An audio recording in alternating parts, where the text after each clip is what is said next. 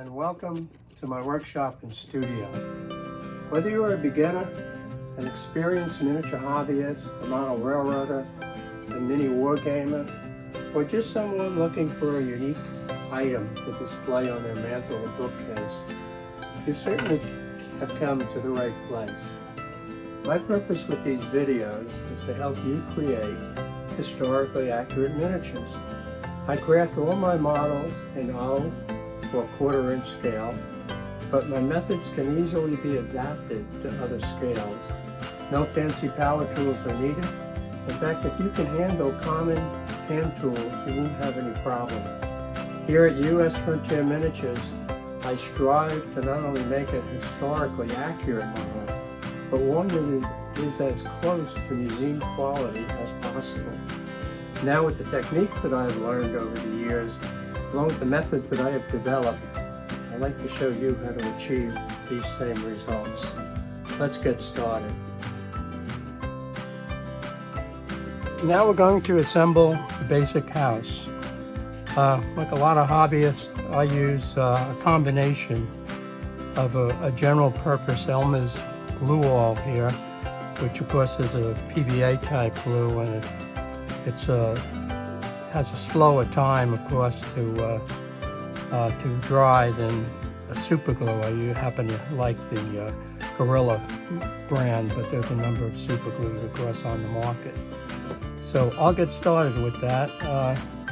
What I always like to do is to assemble the braces on the front and back pieces, because the sides will be glued onto those. And one of the functions of the brace, of course, is to glue on to the gator board, because what you don't, or you want to try and avoid somewhat, is getting glue in the foam part of the material in the gator board. It doesn't take it too well, and it'll break down that foam. It could actually, cause it to weaken, especially over time. So we'll go ahead and start this process.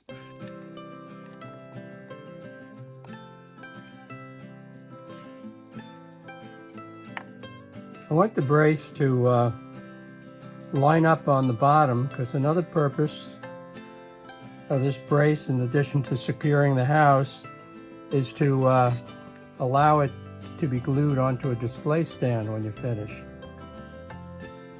And again, we don't want to glue the foam, but we want to glue the wood.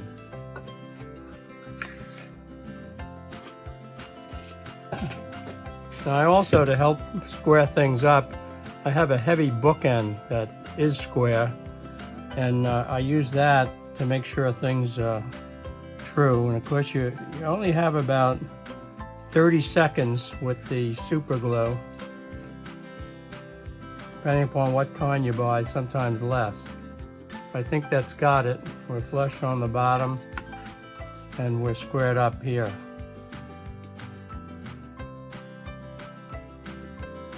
Just hold it for a few seconds and we'll do the other piece. And I'll go on to do all 4 of these.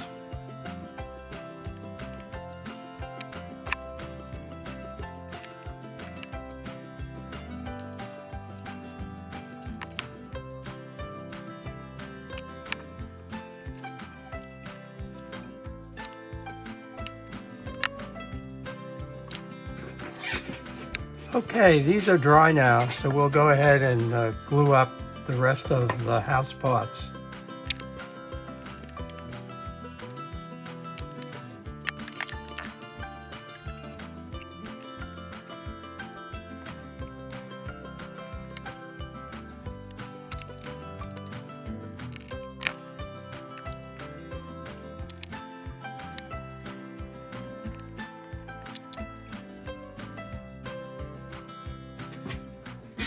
Well, we've got our basic house glued together. Certainly came out well, certainly will pass muster, that's for sure.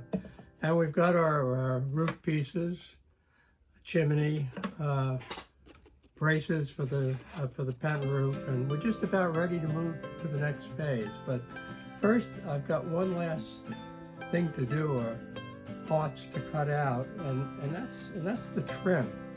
I use a 1/16 by 1/4 inch board and basswood, and I like to have the basic house assembled before I actually measure it, so I can get the right height and the right angles for the gable part of the roof. So we'll go ahead and do that now.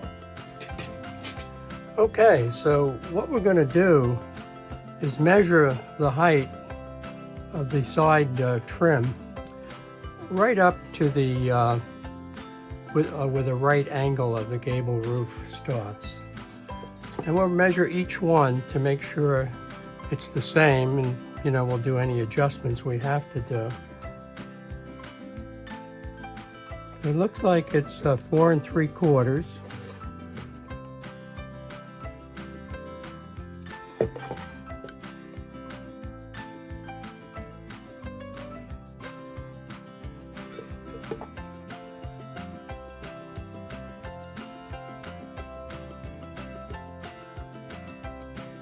Yes, they're all the same size, so we'll need 2 for each corner, so we'll need a total of 8.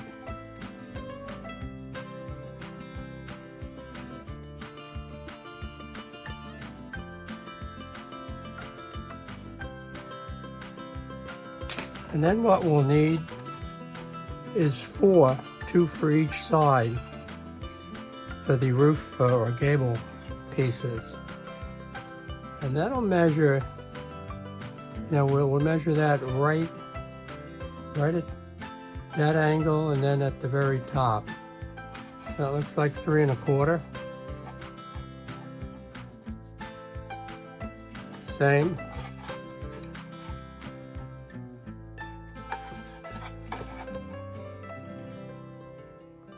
Okay, we'll need 4 of those then.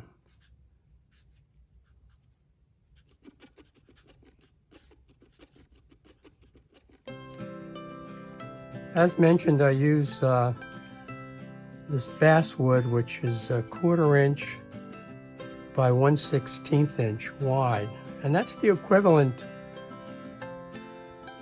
in real life of about a 12-foot by, or rather a 1 foot by 3-inch beam, which was necessary on the sides and the ends of this house in order to support the stonework that would be put in place.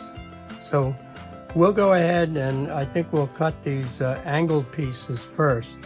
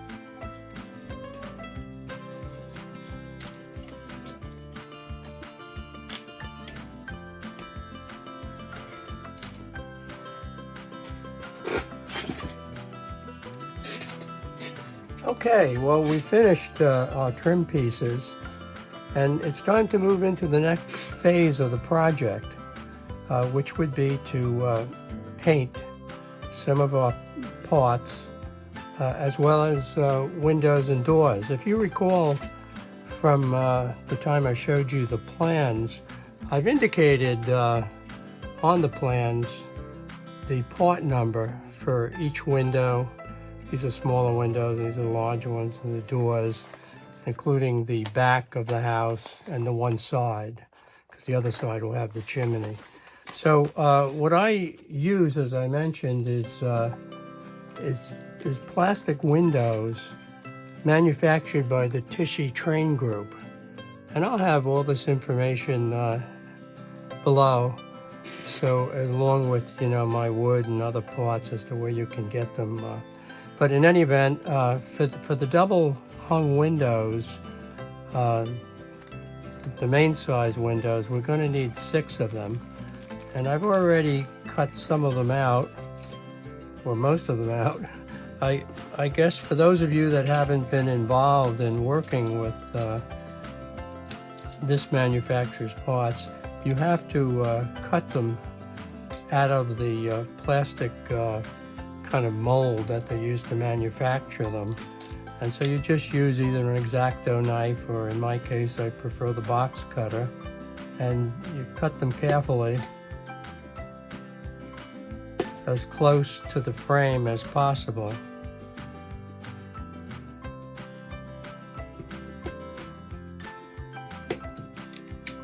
And then of course, before we paint them, we can just use some sandpaper on there to trim off the, or to sand down the pieces of plastic that are left from the cutting process. So we'll need 6 of these windows, you know, they're the ones that are going to be on the bottom of the house. And we'll need 5 of the smaller windows that are going to be up top. I've already cut them out.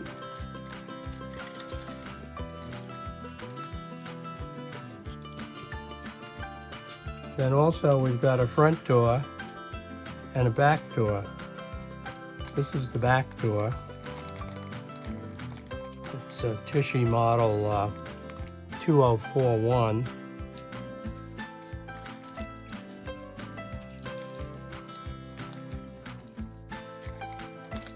And this is the front door.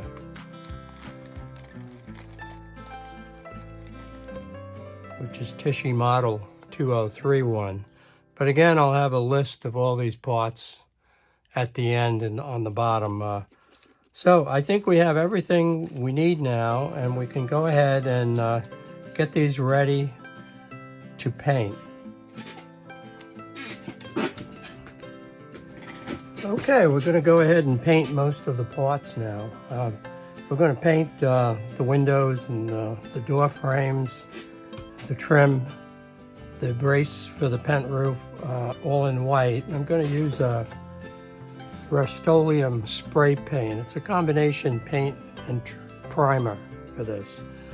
And next, what we'll do is paint the roof pieces, the pent roof piece, the little slates that are going to be simulated slates for the chimney, and the 2 doors. We're going to do that in actual flat gray primer.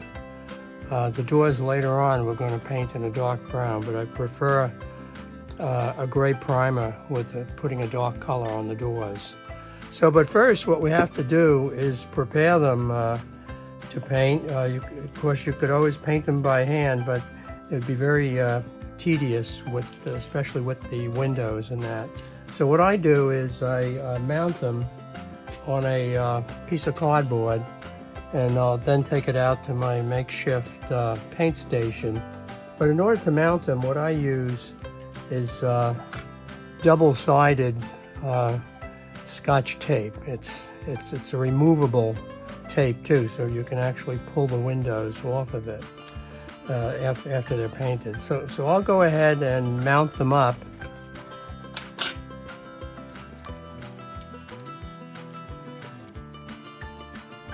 So I'll go ahead and finish mounting everything, and then we'll get to the spray painting.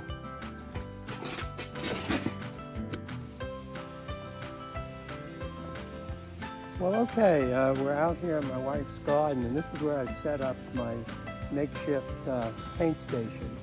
No need to spend a lot of money, by the way. I picked these boxes up in the grocery store. This one used to hold like boxes of Tide dishwasher detergent.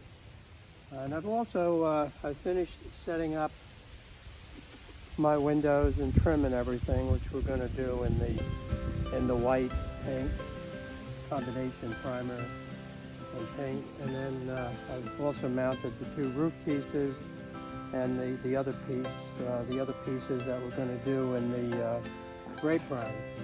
So we'll just go ahead and start this.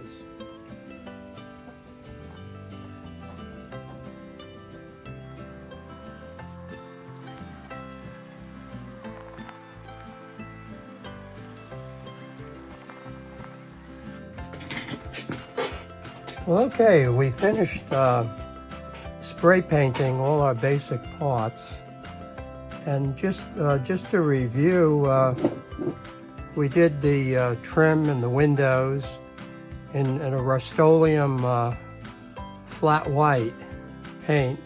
And I must say they came out very good. As I said, it's kind of tedious if you were to do this by hand, but as you can see, the Rust-Oleum does a very nice and efficient job. I put 2 coats of that flat white on, and I also, with the gray primer for the roof parts and the 2 pieces of slate for the chimney, you know, I just used a gray primer because basically the chimney is for the underside that I want that gray primer on, and of course the top we're going to put a form of shingle on it. Now the other thing I did was I did paint the 2 doors after I had primed them with the gray. I painted them a dark brown, which is another Rust-Oleum product, and they also came out very good. So now what we'll do is prepare our basic house for putting on our simulated stones. And of course, in my method of doing this, we're going to start with putting the windows and the trim on each side one at a time before we use our clay to do the stones. So we'll get to that right now.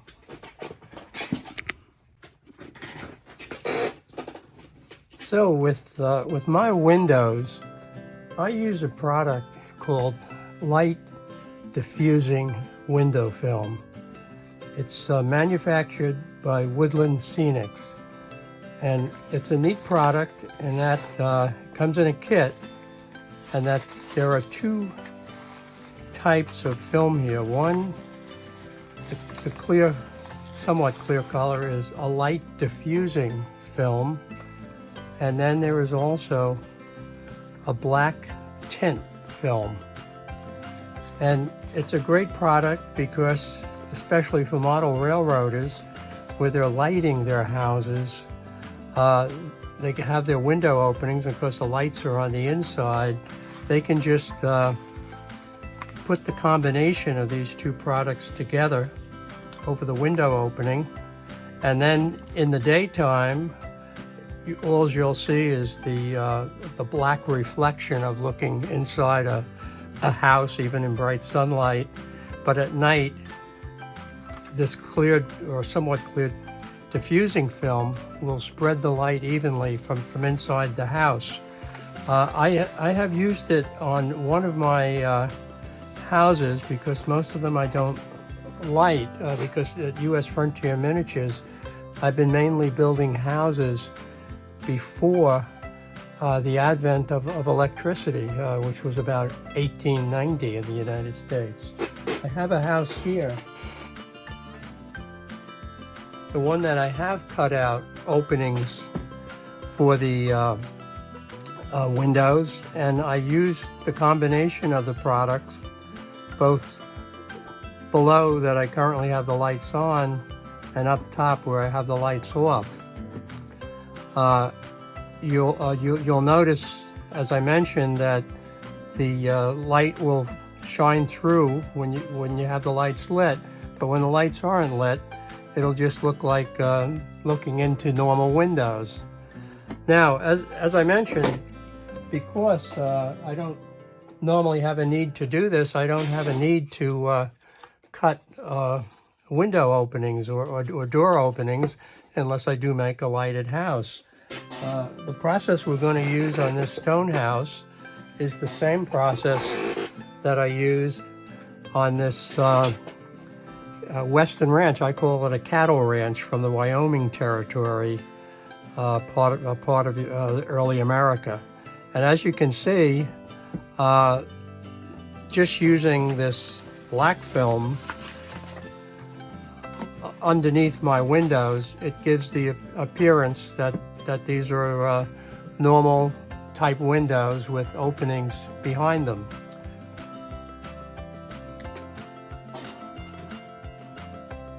So I'll show you how to do that now, because with a stone house I'll put those on first, and then we'll put the trim molding, and then we'll roll the clay and cut our stones into the clay.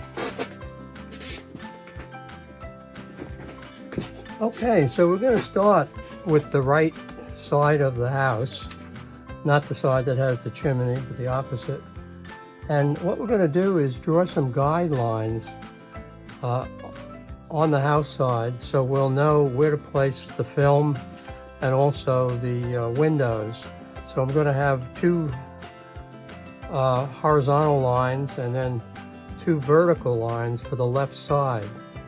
And when we position the window on top of the film, we shouldn't be able to see those lines, but just to be sure, instead of using a white pencil as we did to mark it, we'll just use a regular pencil. So I'll go ahead and draw those lines. You can see from the plans that one will be like 3/8 of an inch up, and the smaller window will be like 4.5 inches up, and then I'll do the left boundaries too.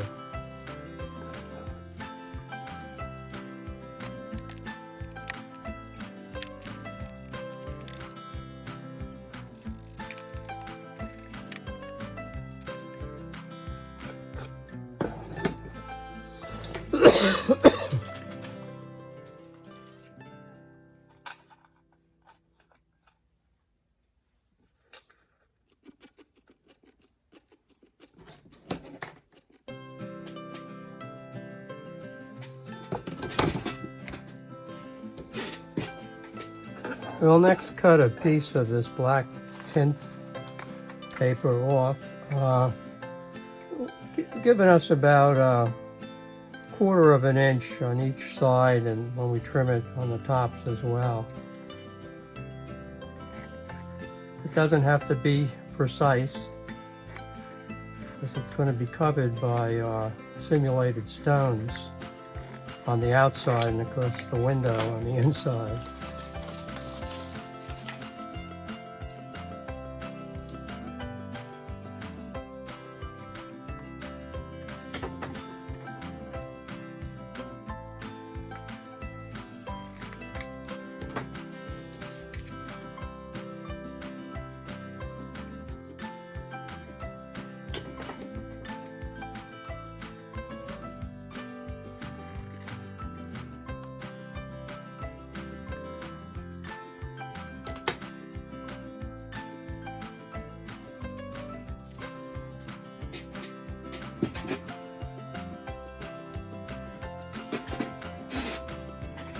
What we're going to do next is put a piece of painter's tape right along the left and bottom margins where each window will be, and about the height of the window. So what I'm going to use is a spray adhesive, but I'll be able to, after I get it on, I'll peel the tape back, and then I'll be able to put the film on, and there won't be any basically any adhesive in the window part of this. I don't think it would really make much of a difference, but just being a purist, I think we'll do it that way.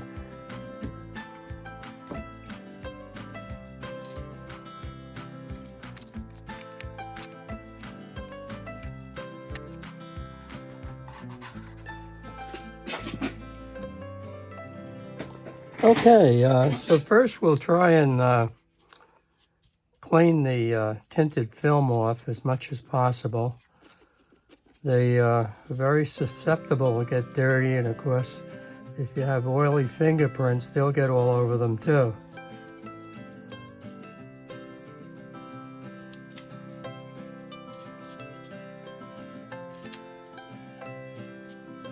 We'll set them aside.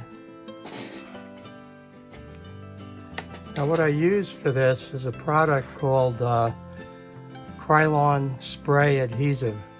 It's an all-purpose number 7010, and it's a strong permanent bond.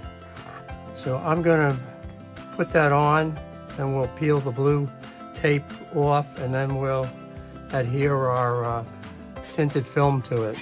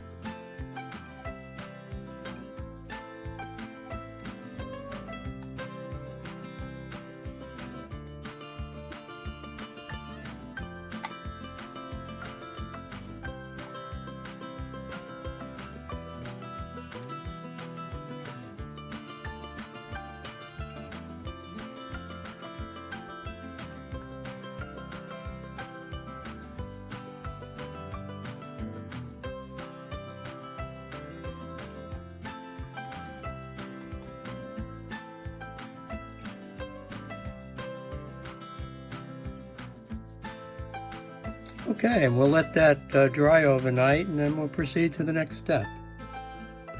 Well, okay, the dark tinted film is dry now, so the next thing we're going to do is glue these windows right onto the film. And for that, I'm going to use super glue, and this time I've gotten a slightly different product. It's called Loctate, and it's a long nose bottle. So, and it assures you a little more fine point application of the glue. So I'm going to use that.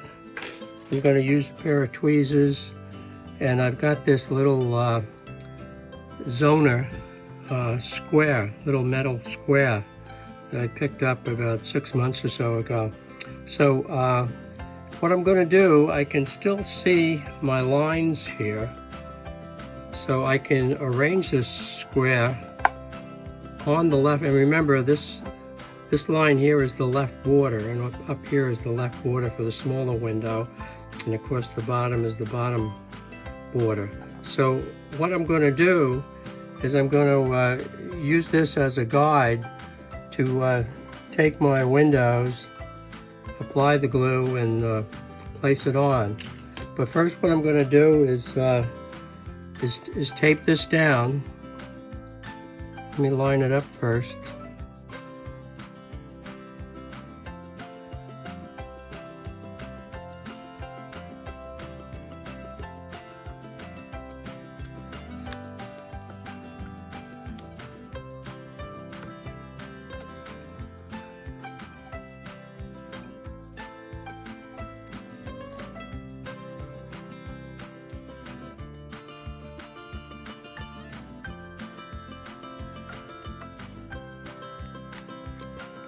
The glue will set up in about 10 seconds. They say it'll be solid after 10 minutes, but you should give it about 12 hours before you actually start using anything that are glued together. But what I'm going to do first is test the glue to make sure I'm going to get the type of spot that I want. That's a little too much, so I find I hardly need any pressure on this glue and squeezing the bottle to just get a little. In fact, I can just hold it there and I can just put dots on the window. So that's what I'm going to do.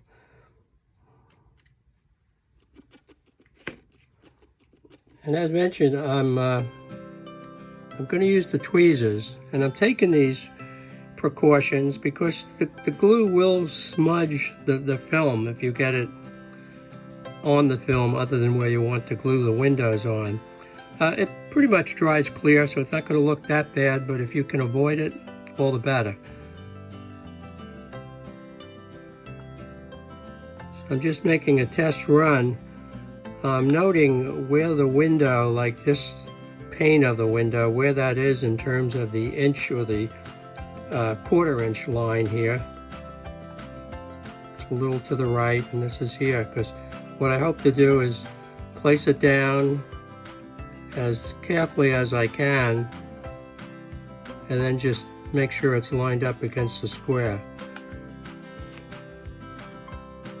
So I'm going to go ahead and do that.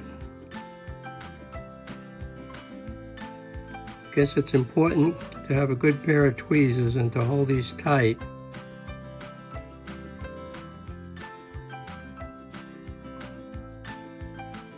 I don't know if you can see the glue or not, but if anything, I'm going to err on not putting too much on.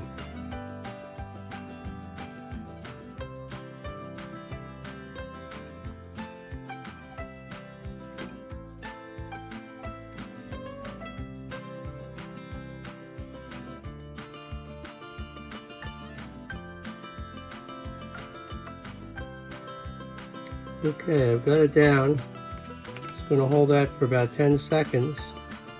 Meanwhile, I'm going to take the metal ruler away in case there's any glue. I don't want it, of course, to stick to the ruler.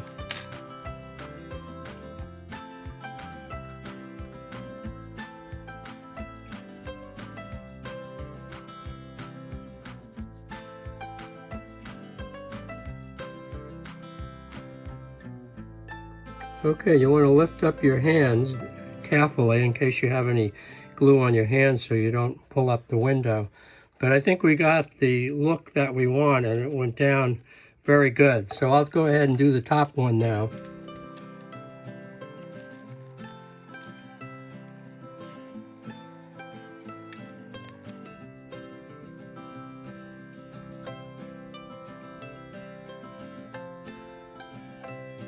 Okay, well, in a little while we'll go on to the next step of gluing the trim and gable molding on. Well, okay, let's go ahead and glue up the trim.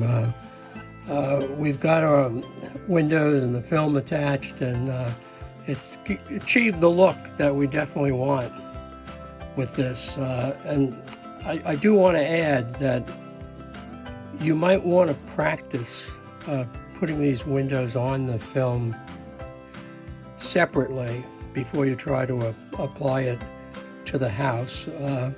I've had many failures along the way and used many different processes, from attaching the film to the back of the window and then gluing everything onto the house. I found that this is the best way to do it, but it does involve a little practice, so you're careful not to get the glue in the middle of the window panes. You might also logically ask, why don't we assemble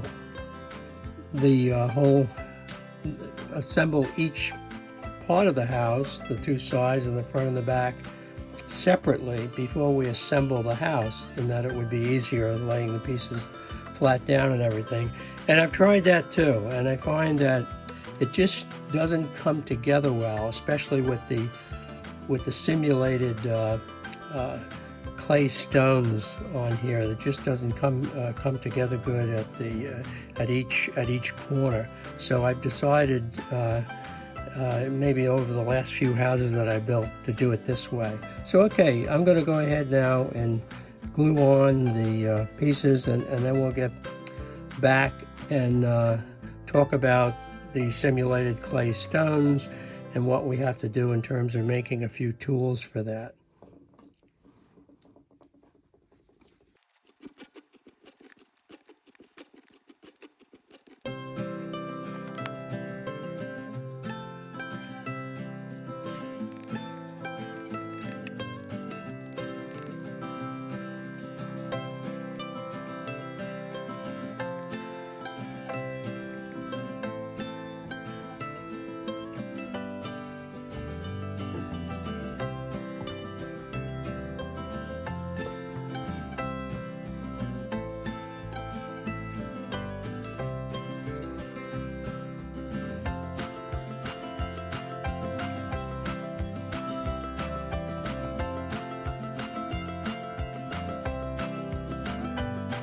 Well, if you found this video useful, please give it a thumbs up below and also subscribe.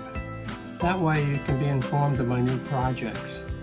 This stone house is a complete craft project from the top of the chimney to the display stand that it sits on. And by necessity, I've divided it into 6 parts according to the sequence that I built it in.